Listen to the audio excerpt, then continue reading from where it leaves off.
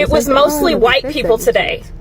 White people. And I'm not an emotional person. I don't cry. I don't get emotional. I'm emotional right now because I feel for the first time ever a sense of hope to know that every white person out there is not racist, that not everybody supports Trump, because I'm here in Tennessee and that's how it feels sometimes. But today when I looked at those protests, I saw the streets lined with all kinds of people, but the large majority of white people that said this is enough. We are standing up and it's our time to do for others, to do for those that have been standing behind us for so many years and that have faced so much injustice. Black people have been fighting for years and nothing comes of it. Nothing. They're exhausted. Hispanics can't leave the house. Anybody with brown skin is afraid to even leave the house. So to know that we cared enough today means we're moving in the right direction. And I hope we see this continue, that we stand by our brothers and sisters and fight for them and let everyone know this is not okay. This is going to be a follow, unfollow, or block me type of a situation. And if you don't like cussing, this is where you want to click off. I keep seeing these videos from former Trump supporters about how they regret their vote and they've woken up. And then I keep seeing all these videos from independents and Democrats that we should be welcoming and be kind and be understanding. Let me say this with my whole fucking chest. Fuck no and fuck you, and here's why. I don't forgive you and I never will. And this is where most of you are going to click the fuck off because you don't want to hear the hard truth. This isn't about one policy or one mistake the way you're trying to make it seem. This is about a man who ripped the soul of our nation in half. While you stood by in a MAGA hat, he poisoned our culture. He mocked, bullied, and threatened anyone who didn't swear absolute loyalty to him. Like a fucking dictator. He stoked a rage inside of people that gave fascists and racists permission to come screaming out of the fucking woodwork. But that wasn't enough for you. You voted for him not once, not twice, but 3 fucking times. Now you want back in because something finally touched you? Because now your rights, your family, your life is somehow threatened? You didn't care when he said he was going to carry out mass deportations. You didn't care when he vowed to dismantle our goddamn government. You didn't care about the environment, women's rights, civil rights, or even fucking democracy itself. Simultaneously called yourself a fucking patriot. You didn't care about honor or decency. You supported a man who was brutally unkind, who hates the poor, hates anyone that's not white. And you called yourself a fucking Christian while supporting it. You watched this fucker orchestrate an insurrection, but that wasn't enough for you. Because you still showed up. Now, when the flames are licking your fucking porch, you want to come stand behind our shield? The same fucking snowflakes you've been mocking for a decade? Now we're supposed to welcome you? You put the bullets in Trump's gun. I want you to stay regretful. I want you to live in that discomfort every motherfucking day. The same way that every person you voted to hurt is gonna live in it. You don't get applause from me or from anybody on my side for pointing out the fire when you lit the fucking match. Don't come to us for comfort. And damn sure don't expect trust. Because 4 years and a better Republican candidate, your ass is gonna vote red again. And even if you do vote blue, do not think for one goddamn second that you voting blue in a future election erases the fucking hatred and destruction that you have unleashed on this country. We don't need you to feel better about yourself. That's not our job. We need you to make it right without asking for absolution. So no, you will never get absolution from me or anybody like me. You will get spun around and pointed at a fucking mirror. You will get it from yourself by showing up every goddamn day to undo the damage that you have done. By confronting your own community, by speaking out and standing up against the same spineless piece of shit politicians that you supported and helped put into office. You want to unfuck this nation? Earn it. With your actions, not your fucking words. Guys, welcome back to the channel. Well, I'm hoping that you're doing great from wherever you're watching me from. As you know, I'm your host and presenter, Eugene Duke Stories. Well, I'm hoping that you're doing fine. Now, it reaches a point when people say enough is enough. Even people who have been benefiting from the very same system who are now starting to see its negative side. And this brings us to what is called the erosion of white safety net. Yes, historically, whiteness in America has functioned as a kind of unspoken social safety net. This is a default status that protected white people from the full impact of economic collapse, police brutality, mass incarceration, and political disfranchisement. However, under Trump's presidency, in its aftermath, many white working and middle-class citizens began to experience economic decline, loss of healthcare, job insecurity, and institutional failure, conditions they never expected to suffer. When they realized that Trump's promises were not lifting them, but exploiting their fears and political gain, many began to question the very system that they once defended. And this led to what is called the erosion of white safety net. Today, we are seeing white people coming out and saying, enough is enough. We are also tired of racism. We are tired of seeing black people suffer. We want to ask ourselves this question: where were your voices before? Why is it that it has to reach a point where now everyone is at equilibrium, that now you're starting to realize that, oh, damn, black people have been going through a lot? I just watched this video, really, really informative, educational, and honestly, I really want you to let me know what you think about this video, because in as much as I find it so educational, I want it to be more engaging so that you share with me what you think about this, what's your experience with all these things that have been happening, right? So if you're watching us for the first time, I'll ask you to subscribe to the channel, join our membership, and really get Siri can offer you. If you are, if you are always coming back, I'll say thank you. Thank you for those who are supporting the channel. Thank you for those who are donating through my Cash App. I'm really, really grateful for the support that I'm getting. Now, let's watch this video. I'll be back, and then I'll be sharing my thoughts at the end of it all. Let's watch the video.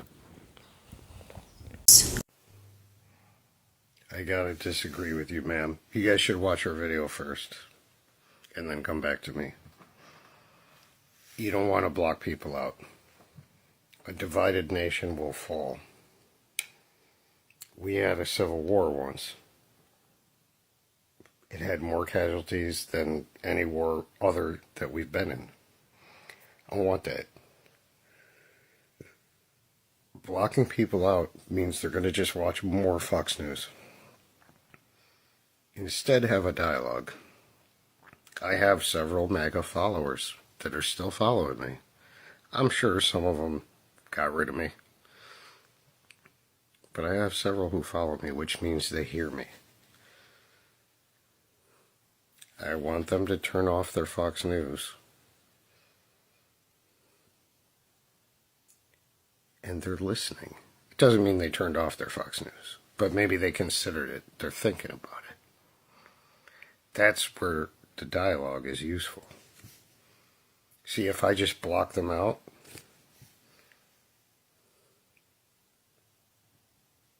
then they don't hear nothing but Fox News. Is that what you want? Like, if I say immigrants actually commit less crime than native-born citizens, they might listen to me. They might go look up the numbers. But they're not going to do that if I block them out. Because that is factually accurate. But they're not going to know that unless we're having a dialogue. So I don't believe that the correct answer is to block them out. Because I don't want another civil war. That's the worst war we ever had. Cousins killing cousins. We don't want that. It don't need to be like that. We can recover this, but not by blocking them out. But by welcoming them back in. Sure, they'll still be Republican. That ain't going to change. But being a Republican is fine. Back when the Republican Party was normal. But blocking them out, you're building the bridge to civil war. I don't fucking want that.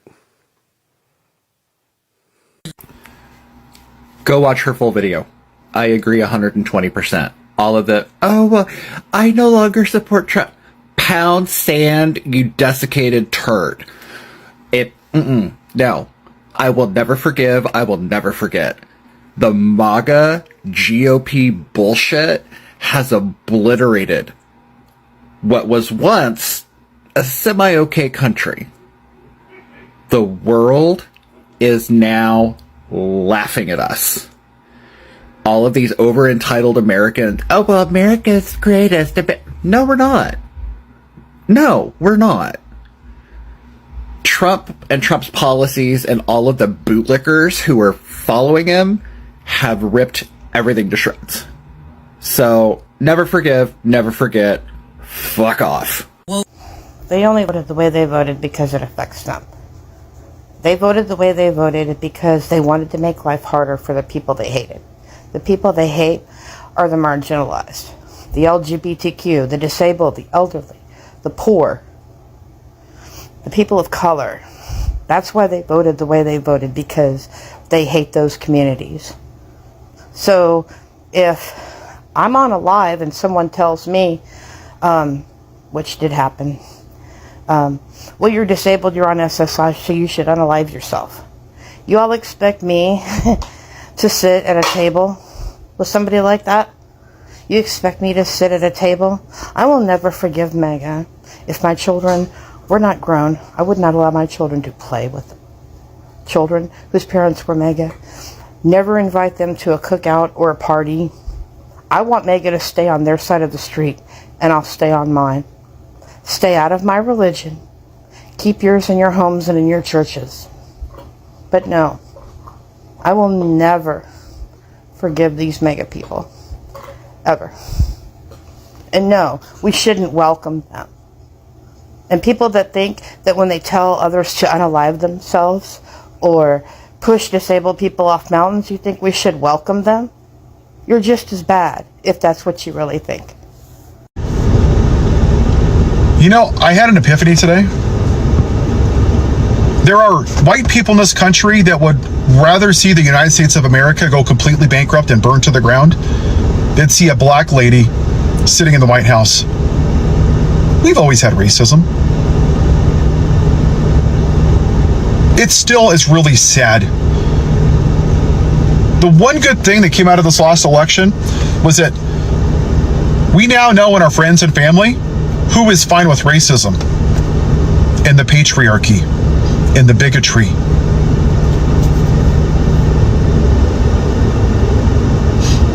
You voted for the most unqualified, morally bankrupt, bumbling idiot who is stealing money in front of your faces, and you're fine with that because he's white. And you couldn't vote for the most qualified black woman in the history of our country. She has more intelligence in her pinky than I do in my entire brain.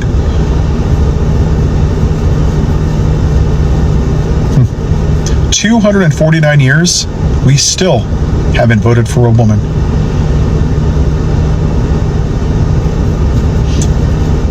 The MAGA movement is Make America White Again. They see the white majority in the United States of America going away, and they're going to fight like hell to try to maintain it. They're going to fight, and they're going to fight, and they're going to fight, and they're going to push back. And the reason that we're still having these conversations is because enough people that look like me haven't been saying what I'm saying right now, because we sat on our asses and did nothing during the civil rights movement, during Jim Crow, during segregation, during internment camps for Asian Americans. Doesn't affect me. I'm good. If you look like me right now, in this point in time, and you're still going to hide behind your privilege because your family member wasn't snatched up by an ICE member, because your family wasn't redlined, because your family wasn't picked up at night for being the wrong skin color, then you're complicit in all of this. I don't give a damn if you like it. I really don't. Silence is complicity. Throughout the history of the world and our country, bad people have gotten away with so many atrocities because good people stood by silently. There are a lot more of us than them. And these senators that are going to vote on this bill, this big ugly bill, they created Frankenstein because they ginned up their uneducated white base to say that your version of white America is going away. DEI, CRT, trans people, litter boxes, Dr. Seuss, Mr. Potato Head, Bud Light, Nancy Pelosi, her emails, his laptop. We can spend 3 hours talking about the things that scare you. But the reality is your version of white America is going away and it scares the hell out of you. Well, that's too damn bad. I shouldn't have privilege, but I do. And I'm choosing to do what's necessary. What we as white people should have done for the last couple hundred years. Use my privilege to say what needs to be said. It doesn't matter if the red team or the blue team sits in that White House. It doesn't matter. It doesn't matter. Because until this issue is resolved, none of this shit matters. None of it. Because that's what we're dealing with right now, is the original sin of the United States of America, white supremacy. It was designed in 1787 by plantation owners that owned black people like cattle, that designed it to benefit 21-year-old land-owning white men. You'll talk about the Second Amendment every day, but you'll be damned if you ever talk about the 3/5 Clause or Jim Crow or segregation, because you don't want to talk about history, actual American history. You want to talk about white history. Only the parts that make you feel like an alpha male. That flag that you worship, it's a symbol. You worship it as if it's a religion. But you don't give a damn about the people that the flag represents. I find it rich that every Sunday, you MAGA Pharisees, you fake Christians, go to church with your Joe and the Ho bumper sticker and your F. Joe Biden flag because nothing says I love Jesus like that. So many people must be turning to God because of you. And you sit in church and you preach, my God is an awesome God, and love thy neighbor as thyself. But you only seem to love thy white neighbor. You voted for the most morally bankrupt white man that's ever walked on the face of this country. But the black woman was just a bridge too far because you didn't like her cackle. You didn't like her health care plan. What, she used complete sentences? She wasn't a bumbling idiot. She was educated. That intimidated you, didn't it? You want to know something interesting? I'm going to say what I'm going to say because it's true. If black women ran this country, we wouldn't be in this shit right now. We wouldn't. We'd be a hell of a lot better off as a country right now if they were. They're smart, they're intelligent, they're powerful, they're strong. And they put up with shit that you and I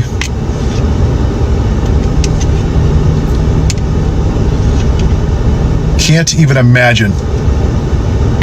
Generation after generation after generation. And you still want to be a bigot and a racist and judge people by the color of their skin instead of the context of their character. You are the reason that America is not great. You are. Be better. Hello guys, welcome back to the channel. Well, I'm hoping that you're doing great from wherever you're watching me from. As you know, I'm your host and presenter Eugenic Stories. I'm hoping that you're doing great. I was asking this question before, and I wanted to be more engaging. I was asking this question before. Why is it that right now we are having a lot of people that are speaking up for blacks? Why is it that before that was not? Why is it that right now we are seeing a lot of people coming out and complaining about the same things that black people for the longest time were going through, yet they didn't get any help, They didn't get any voice to help them make this happen, right? And I came to find reasons as to why this is happening, And the first reason that I came to find is that what we call the American dream is collapsing and everyone is being exposed. For generations, white Americans were told that hard work would lead to prosperity, home ownership, and stability. This American dream was often sustained by structural advantages unavailable to black and brown communities. But with rising inflation, student debt, unaffordable housing, and stagnant wages, many white Americans are waking up to the fact that their dream was always more of myth than reality, and that Trump exploited this myth while offering no real solution. The cognitive dissonance between expectation and reality has driven some towards introspection and disillusionment with reactionary politics. And that's just the truth. Also, I'm also going to be talking about the burden of moral shame and historical reckoning. As American society increasingly confronts its history of racism through books, documentaries, social media, and public disclosure, many white Americans are experiencing what scholars call racial awakening. Americans are experiencing, talk about socialists like Robin DiAngelo, George Lipsitz, have explored how this process often begins with discomfort and guilt. But in some cases, it can lead to moral clarity. The murder of George Floyd in 2020, for example, was a turning point which made systemic racism undeniable. Even to many who have previously ignored it, Trump's dismissive response to such events created a moral chasm that some white people could no longer straddle. And that's just the truth, right? Talking about disillusionment with performative patriotism, Trump built his political brand on a kind hypernationalism that was performative and superficial. Flag waving, materialistic parades, chants of "Make America Great Again."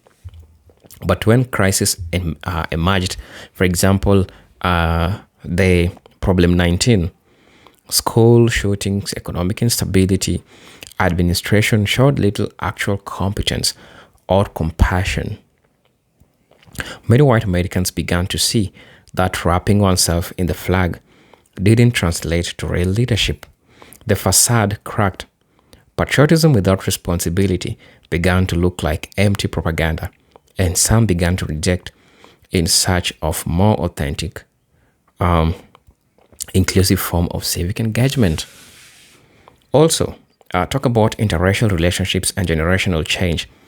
Younger white Americans are more likely than previously generations to have close relationships, romantic, platonic, or professional with people of color. These interpersonal ties serve as a form of political education. As young white people listen to the experiences of black and brown friends or partners, they gain a more nuanced understanding of racial injustice. Furthermore, many Gen Zs and millennial white Americans have grown up in the multicultural America that clashes with the nostalgic whiteness Trump promotes. Right? Their values often reflect inclusion, equity, and empathy, promoting a rejection of the divisive politics they saw their parents or grandparents support.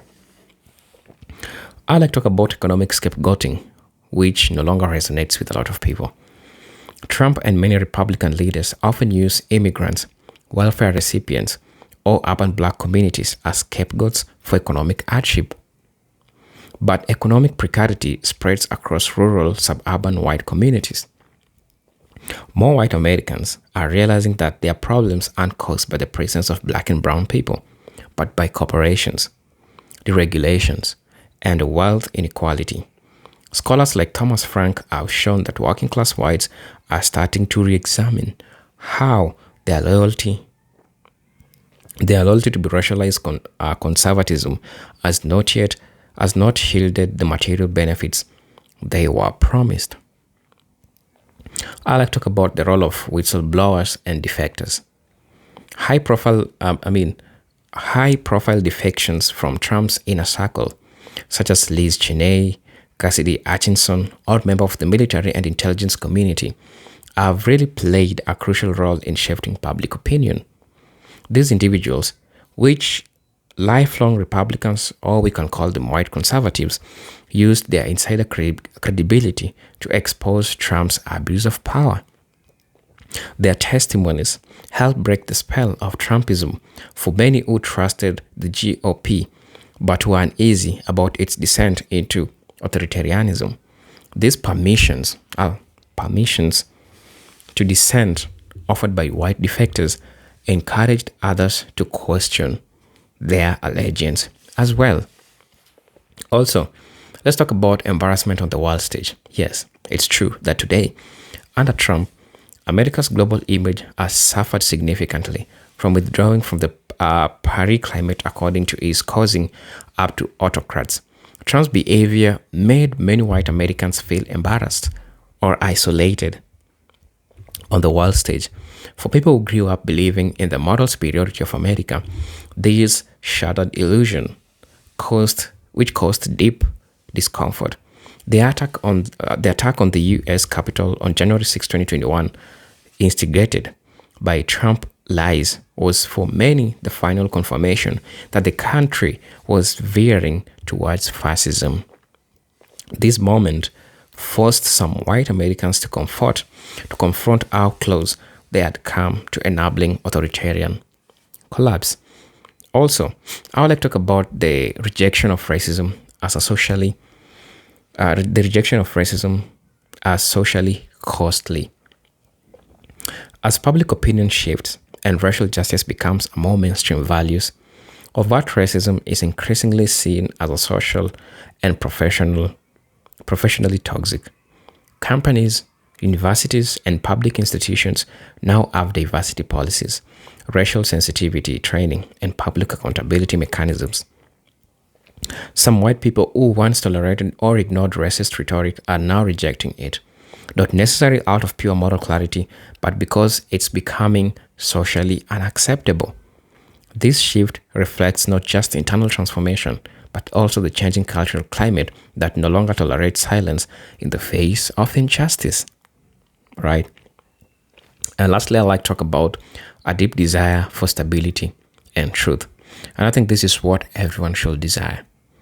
After years of political chaos, pandemic, misinformation, racial violence, and institutional breakdown, many white Americans are yearning for stability, truth, and ethical leadership. Trump's appeal was built on disruption, but continuous disruption has exhausted the public psyche. Now, a growing number of white people are realizing that aligning with racism, conspiracy theory, and authoritarian populism only leads to national decline. Their pivot away from Trump is not just political, it's existential. It's about reclaiming a sense of decency, order, and shared humanity in a country that nearly lost its soul. I'm your presenter, Eugene Duke Stories. But until then, let me see you in my next video. If you're watching us for the first time, I'll definitely ask you to subscribe to the channel, join our membership, and really see what we can offer you. But until then, let me see you in my next video. Peace, love, and harmony. Salute. Bye.